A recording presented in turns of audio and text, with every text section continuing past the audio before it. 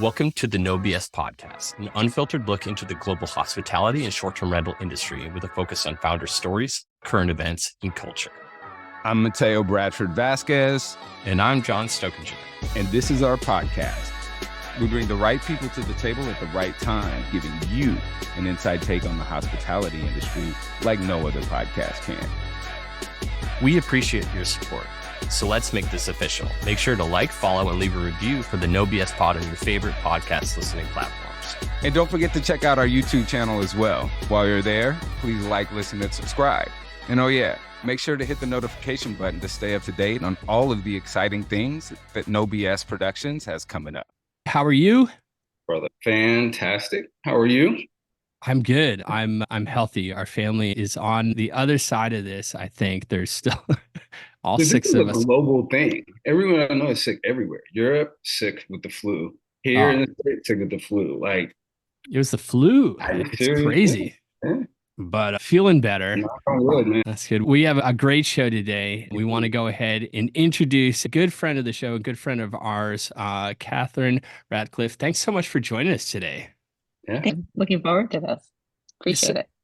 Absolutely. So for those of you that do not know Catherine, you've been living under a rock, for sure. But Catherine is the founder of STR Benefits Consulting. She's also the founder of a property management company called Lost Together Stays.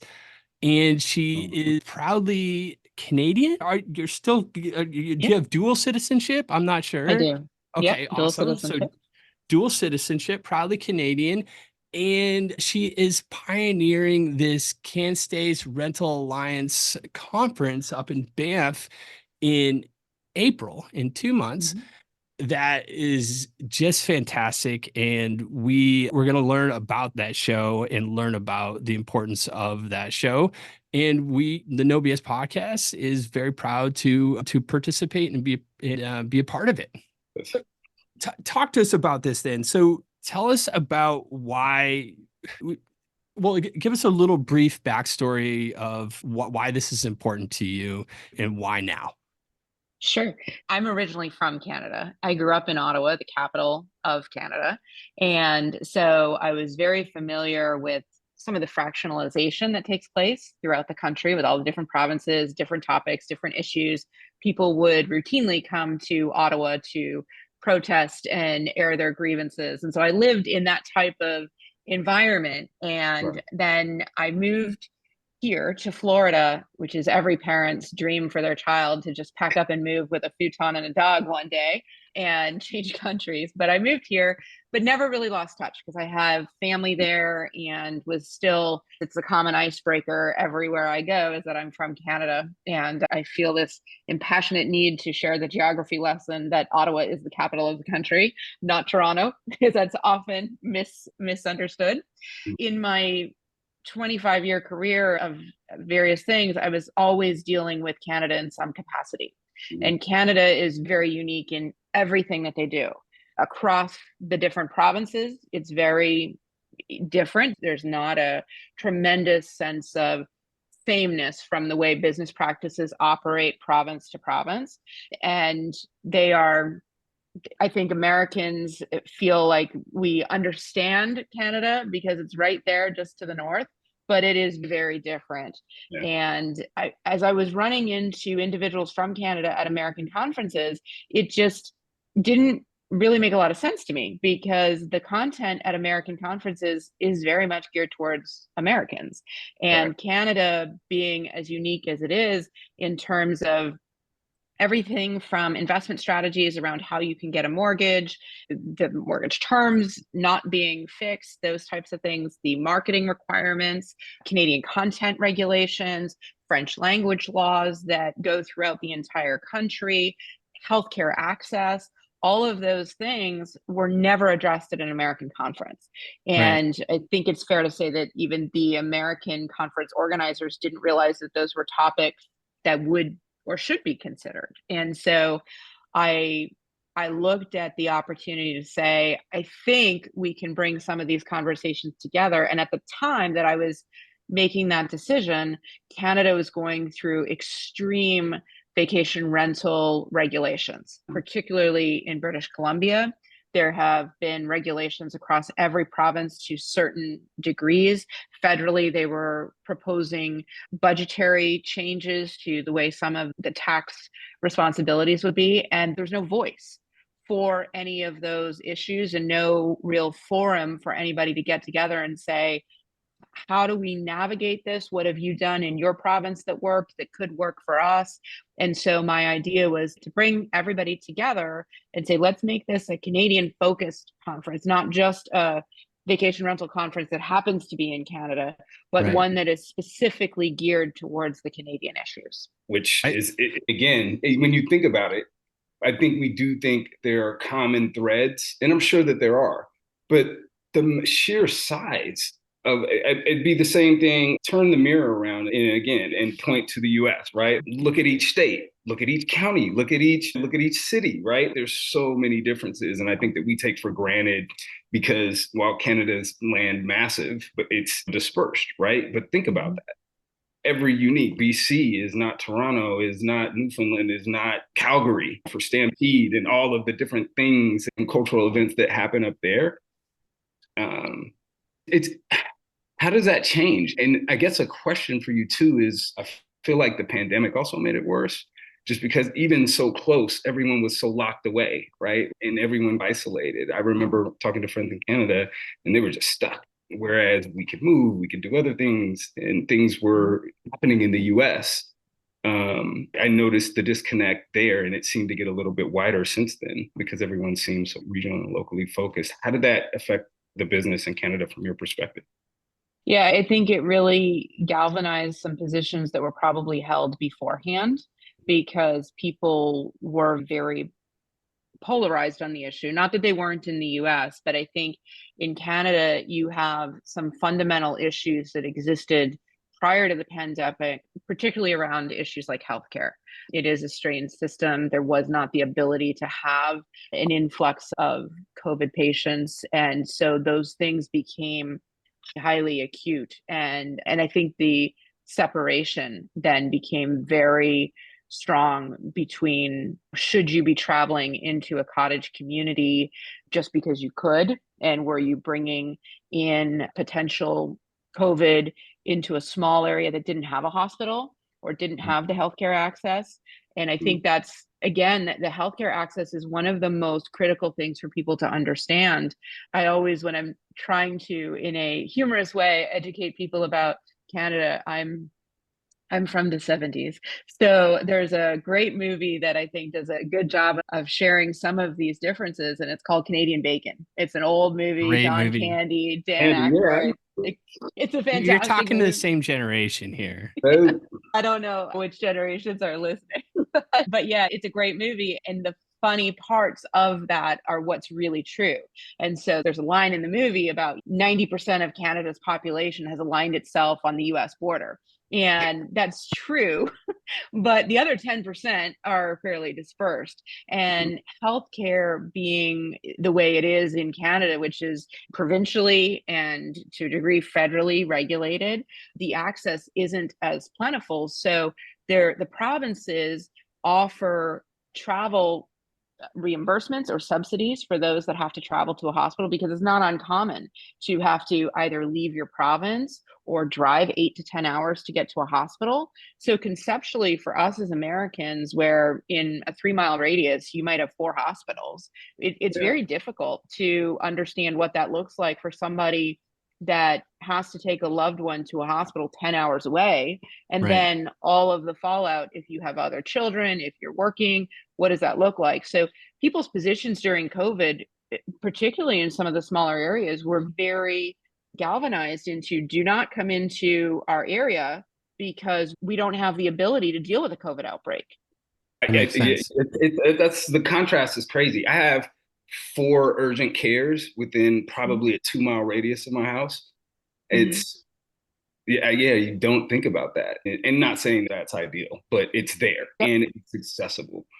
Yeah, that's something I didn't think about in terms of like impact.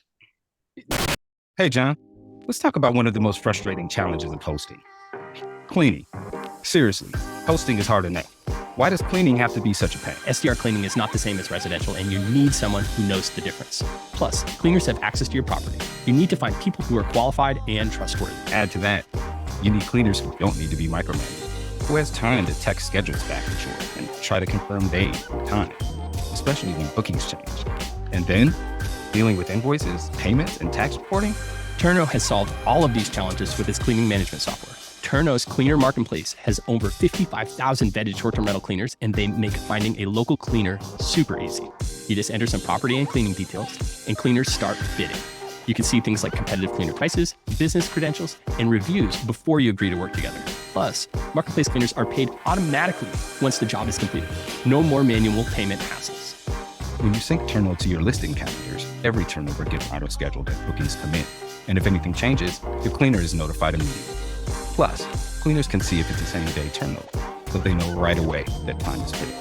And with tools like photo checklists, inventory management, problem reporting, and the guest checkout review panel, Turno gives hosts real-time eyes and ears on the ground, right from the cleaner to the host app. No BS listeners can get a $150 Amazon gift card when they try Turno and its cleaner marketplace. New users can sign up at turno.com/nobs, search for a cleaner in your area, connect with one or more, and then complete a marketplace cleaning.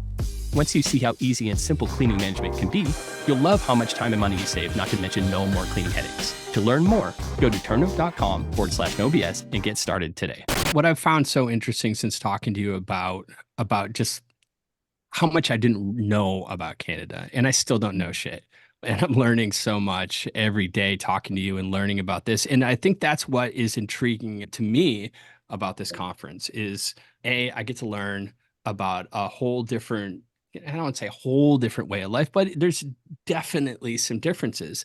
And the similarities are there, but I think both we can learn from how things are done in Canada. And I think Canadians can learn about how things are done here in the United States with regards to short-term rentals and learn from trials and tribulations with regards to regulations and what has worked and what hasn't worked. And the government itself of Canada seems very interesting to me. Certain things are fine and some things are like a total no-no. And that's why for Canadians coming to the US for a short-term rental conference, you're not going to get the amount of information that is necessary for you to go and be successful. And that's why this conference to me seems like an amazing opportunity for everyone involved. It seems like an amazing opportunity for vendors because vendors can come into a relatively, I don't want to say untapped, but untapped market, right? Go in, educate yourself, learn about where you as a company can position yourself to help Canadians succeed and be successful in this short-term rental landscape, potentially give them tools that they didn't have at their disposal because we didn't prioritize it. We're Director of Sales for Direct. We're excited to come up and be a part of this conference and learn about and how can we help? Ultimately, how can we help and where can we be of assistance? And on the other front is to all you Canadians are listening to this show, take advantage of this. We're coming into the most central, most beautiful place, one of the most beautiful. I'm sure you're very biased for your different provinces, what's beautiful and what's not. But I don't think you can argue that Banff is a non-beautiful place.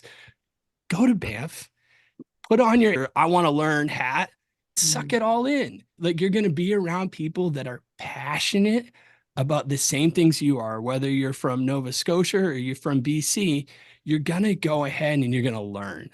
And I think that this is where not only learn, but if you haven't been to a conference before, for me, the most beneficial thing about a conference is the networking. Yes, I want to go, I want to immerse myself and learn some different things. But now I've got this new contact that I never knew from Ottawa before. And they have this very similar struggler that is parallel to a struggle that I have but I have to fight it a little bit differently. But I learned something very valuable from talking and vice versa. And then take this back home with you. It's invaluable, like truly invaluable. And that's why this conference should have happened years ago. And it's happening now. And I'm really stoked for it. But I want to know why, Catherine. Like, I actually, why this conference? Why now? Why it is bogged down with conference fatigue, and people are really looking at ROI, and they're looking at value, and they're looking at where they spend their time, energy, and resources. And it is a huge undertaking, which I'm sure, but you are, again, tell us why. Like, why is this your passion? Why Canada? Why now? So I think there's a couple of aspects to it. One, there needs to be a streamlined national conversation across different provinces, because you have provinces like Quebec that instituted the CITQ, where they did a great job of working provincially with coming up with what are fair regulations, what are fair safety practices, licensing, and whatnot. That knowledge needs to be shared with other provinces who are maybe skating by saying, we don't have any regulations, we don't have to worry about it. Regulations are eventually going to come. And so figuring out what those best practices are and having a seat at the table to understand what are all of the different customer profiles of a short-term rental guest. One of the other things that is very different in Canada, when anybody says Canadian healthcare, I challenge them on wordplay games, because there are certain aspects that we as Americans think are covered, like durable medical equipment. And that's why one of the most exciting parts of this conference for me is Lorraine Woodward's involvement with becoming rentable and accessible accommodations. My mother-in-law had Lou Gehrig's, and my mother was in a wheelchair, and that severely altered their ability to have any form of travel, any form of family connection, involvement. And so what we're going to be talking about at the conference are a lot of the ways that the short-term rental industry fills the gap, particularly in Canada, because there is a shortage of some of those. To outfit my mother's assisted living residence, it was $65,000 out of pocket that a secondary insurance paid a portion of. For a lot of people, like, you just don't have that. So what's fantastic about Lorraine's messaging is the way that we can partner with, whether it's a DME provider, durable medical equipment provider, just providing some of those amenities that we think of or we don't think of in the US that in providing in Canada, that not only increases the guest experience, but it does offer additional revenue opportunities, and you're solving a societal problem. So to me, those aspects of the conference were really important, because again, those are things that are covered under insurance here. It's easy to get them at a corner CVS store and not think twice about it. In Canada, it's not that easy. And so these are very uniquely Canadian topics, and provincial insurance is provincial insurance. When people say Canadian healthcare, that's the first indication that they don't really know what you're talking about, because it's provincial. And so you can run into a problem just changing provinces. And we're going to talk about a lot of the ways that having an accessible property makes it more inclusive. When you look at provinces like Ontario that set a target for accessible accommodations for 2025 and how short they're falling on that, we want to be a part of the solution and saying, here's a checklist. And Lorraine has some amazing checklists of this is how you can become an accessible property without putting in elevators and all kinds of retrofits. And then also, what are the grants that are available and small business financial opportunities that are there? Because a lot of people don't know that. We do a great job in America, I think, of explaining small business loans and different finance options, but that's never been done in Canada in that way. And there's a lot of finance opportunities that we can talk through, particularly if you're looking at offering accessible retrofits or augmentations to a property. I think and it's interesting because that actually resonates home with me. My mother is 78. She's got very limited, and she lives in Oregon. And every year she would go to some folk festival in Canada and BC and stay in the dorms on some campus somewhere. She hasn't been able to go to that in years because she can't find accommodations that she can travel to and travel in. She wants to go. She's capable of actually going, but she's not able of being supported there. So like she can't travel there. So that hits home. Like, I think that's valuable information. I think that's valuable to the managers who are out there to understand, like, there are those little things that they can do to expand their business. that's just one aspect of it, right? There's a lot of other aspects of the business that you're going to cover to give managers to help them not only grow their business, but professionalize their business. We always talk about here the push to get better, right? The push to operate more professionally, the push to make It's sure standards, man. It's the having a professional standard and operating in a professional manner that I don't necessarily think, at least from talking to Catherine, you have that there might not be a set of standards that seems to be like this is the gold standard and this is how you need to operate. And as a host or property manager or whatever you call yourself in the STR landscape, I'm an Airbnb, whatever you call yourself, it doesn't matter. What matters is that you have a responsibility as a host, as someone that is giving lodging opportunities to travelers. And what is that responsibility? And no matter what size of a host you are or property manager, if you're in Canada, this is the conference for you. Come show up, learn. There is a responsibility that you have for your traveler safety, for your travelers' well-being. There's so many things that not everyone thinks about at all the times. And that, yeah, hey, if I could go ahead and put my property up here and I can make a quick buck, yeah, that's great. You sure can. But there's a responsibility that comes with that. And if you do it right, you're going to make a lot more money too. I think this is educationally, there's so much to be taken in here. And I'm going to go back to, I encourage all the hosts, all the property managers, every vendor to go ahead and take advantage of this opportunity to come and meet in a beautiful place and learn and share ideas with each other. Yeah, because I think there's such disparity in Canada. You have property managers who are incredibly professional. They have done an amazing job. They are fully licensed. They're involved in advocacy and they have their set of standards. But you also have and I think that's true for the States too, but we at least provide an opportunity where they can come together and hopefully learn from each other. The practices in Canada are really important. Safety, SEO marketing, all of those things, they're very different within Canada because part of the safety conversations lie heavily on language as well. There are 2 official languages in Canada.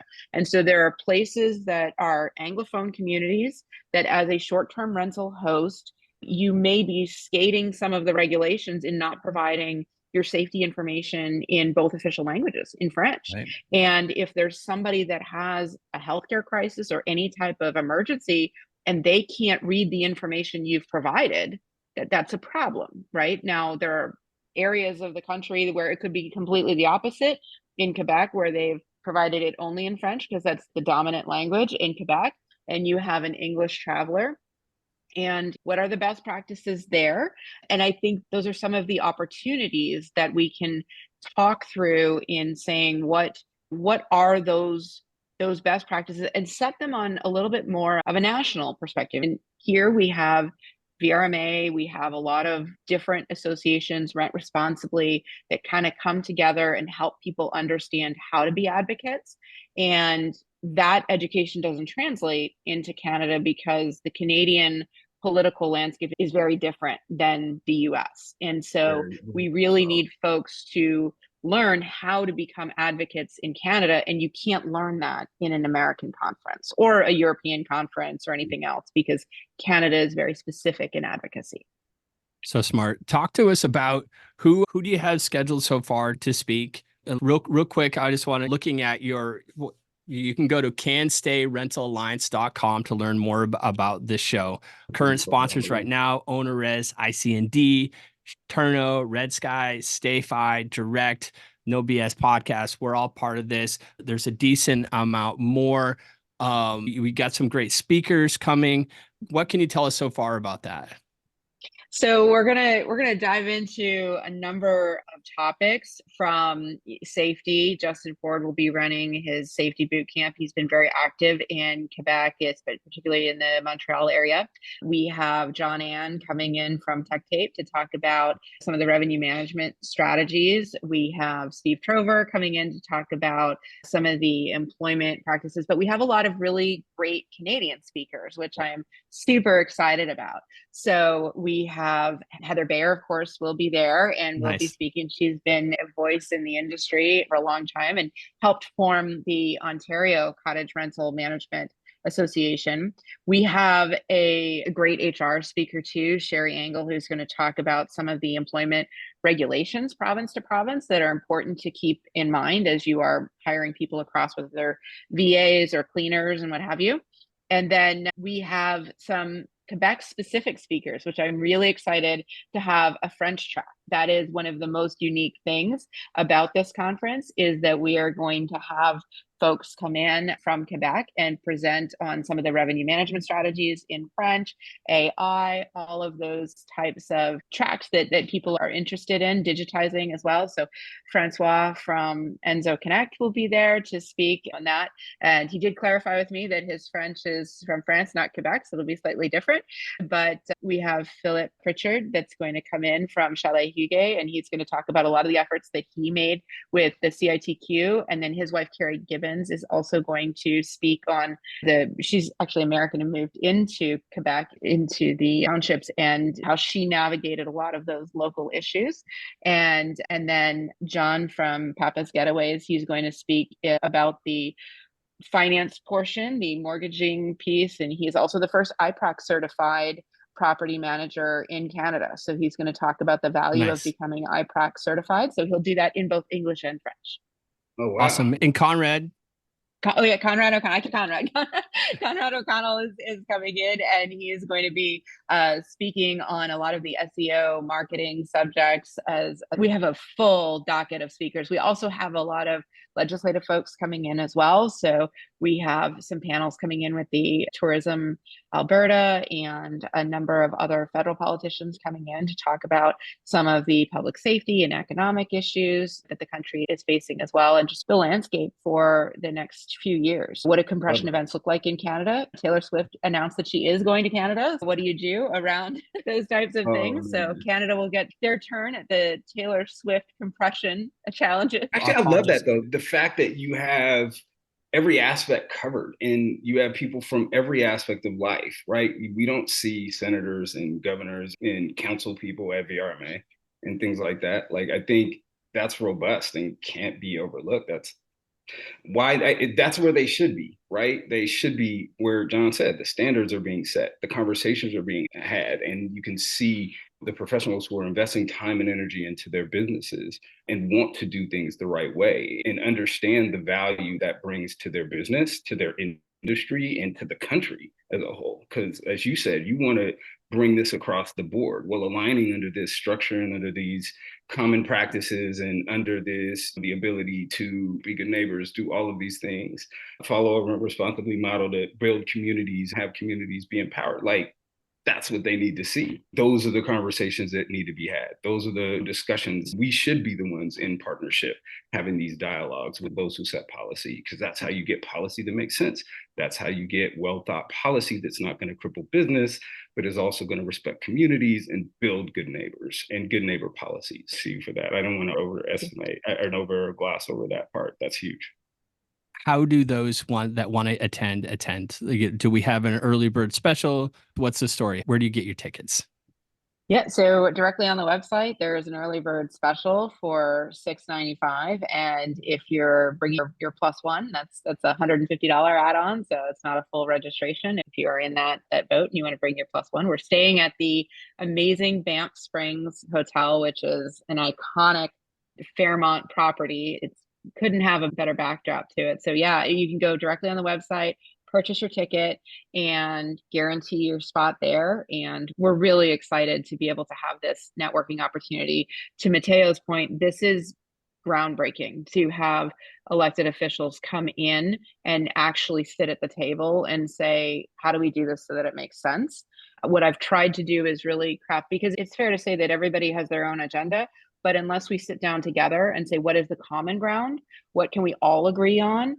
Then we're never going to get anywhere. And that's what the vacation rental industry in Canada really needs, is a seat at that table to not let the big OTAs be the voice of the industry solely, and to be able to say, I once heard someone say, we all want what's best for Canada. We just have different ideas about how to get there. And so the goal is to sit down together and say, what do we agree is the best direction? And nobody's saying that there aren't shortcomings in any industry, but we need to start having conversations together. And this timing of the conference could not be more critical. The BC regulations to shut down short-term rentals goes into effect May 1st. Insane. You will have the federal politicians going back to vote on the budget. April 30th is the end of their legislative session. There's a potential for an election because you have a minority government. So everybody is focused on voter voices, and that's where Canadians really need to show up and say, this is what I'm hoping for, these are my goals and objectives, and this is how I think I can be part of the solution. I think and vendors like, I'm sorry, I didn't mean to interrupt. This is your chance to get a seat at the table as a pro, whether you're a Canadian or not. All the people are going to be at the table that need to make a solid, educated decision. And if you as a pro have insight, have a wealth of knowledge that you could bring as, listen, I've been doing this a long time. Yes, it's not in Canada. We've been doing this here in the States. This is what we've seen. And you can be a knowledge base for these people, these Canadians that need to make decisions that are affecting their business and everyone's business, and how you're running and how you're interacting with your neighbors. This is invaluable. This is your time to come in, throw a little bit of money down to get an understanding of like how Canada works, which I'm learning every day, and really be a voice, a knowledge base for these people that need to make like powerful, informed decisions. Change happens fast in Canada, and you're able to influence outcomes in a much more effective way than you can in the US. The analogy of the cruise ship in the ocean trying to turn, Canada is able to pivot because they do have a very different political system. And 90% of it up there is just showing up. And if you show up and share your value that you provide, and you will have a better outcome. There are election seats that are won and lost by 100 votes.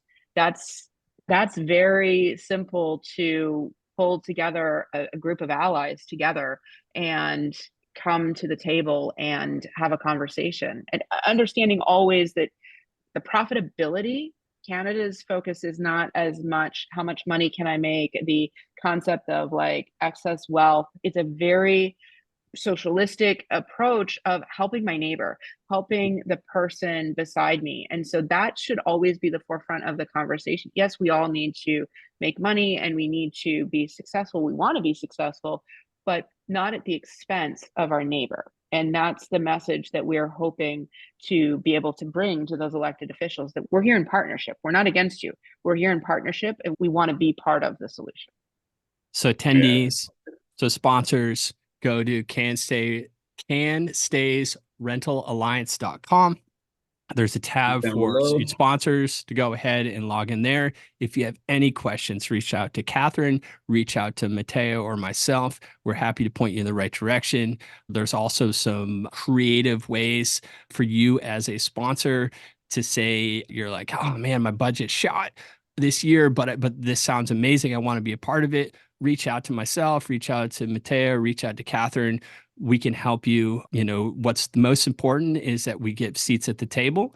And so let's go ahead and we can get creative. As long story short, we can get creative and make sure that this is the first of many. The first annual is the goal of this. And so if we do it right, then I think everyone's going to win. Anything else, Catherine? Thank you so much, both of you, for your support in this and in everything. I really do appreciate it.